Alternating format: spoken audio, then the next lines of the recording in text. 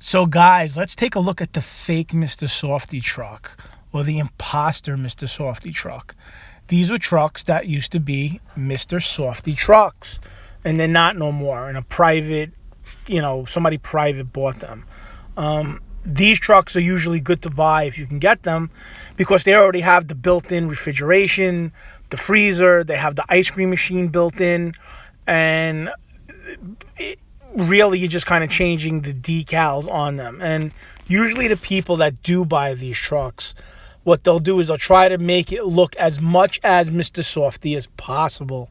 The only thing that you can do with these trucks is, see, Mr. Softee is a franchise, and when you buy a Mr. Softee franchise or a Mr. Softee truck and you're dealing with Mr. Softee, you get their mix for their soft ice cream. You're able to use that tune that they play, that jingle that comes out of a Mr. Softee truck. When you don't do that, when you have a private Mr. Softee truck like this one, you got to buy your ice cream mix. It has to be a different ice cream mix. You're not allowed to play that, that Mr. Softee tune.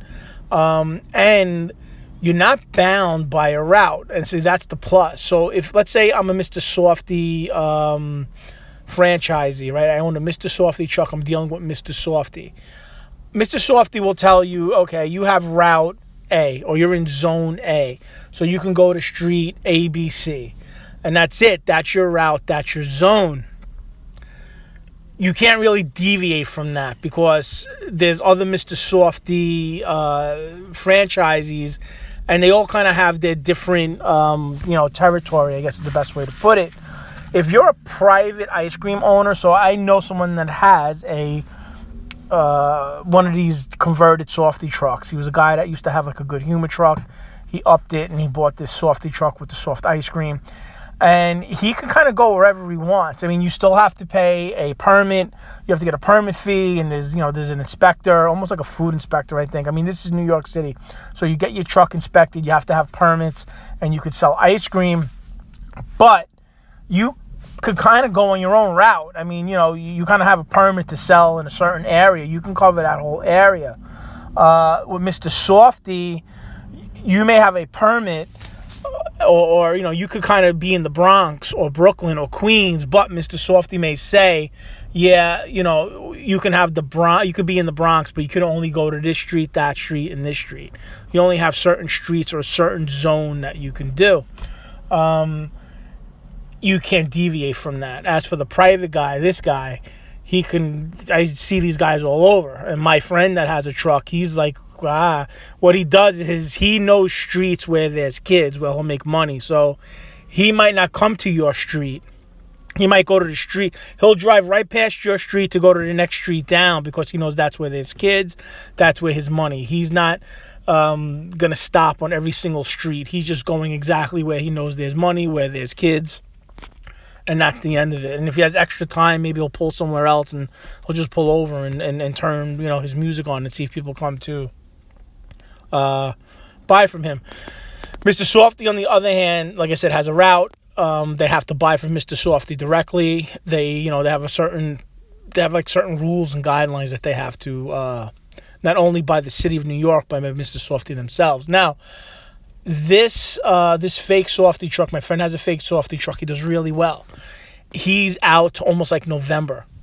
Like, it'll be 50 degrees outside, and he's basically out selling ice cream, and he's doing it. He usually stops once it starts snowing. And then if it gets warm, like maybe one day in December, you get like a warm spell, you'll hear him coming down the street. He's got the truck out. The other thing is, with these trucks is, there's a lot of high maintenance. These are big trucks.